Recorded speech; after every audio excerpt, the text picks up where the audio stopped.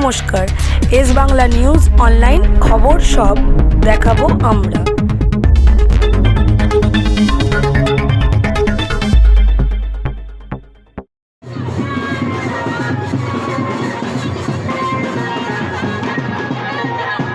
তৃণমূল কংগ্রেসের প্রার্থী আপনার দোরগোড়ায় আপনার আশীর্বাদ প্রার্থী হয়ে এসেছেন।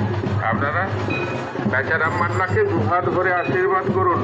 আগামী 29 এপ্রিল বেচারাম মান্নাকে ঘাসের উপর জোড়াফুল চিহ্নে ভোট দিয়ে বিপুল ভোটে জয়যুক্ত করুন। তৃণমূল কংগ্রেসের প্রার্থী, মামাটি মানুষের প্রার্থী, আপনারা আমার সকলের প্রিয় প্রার্থী বেচারাম মান্না।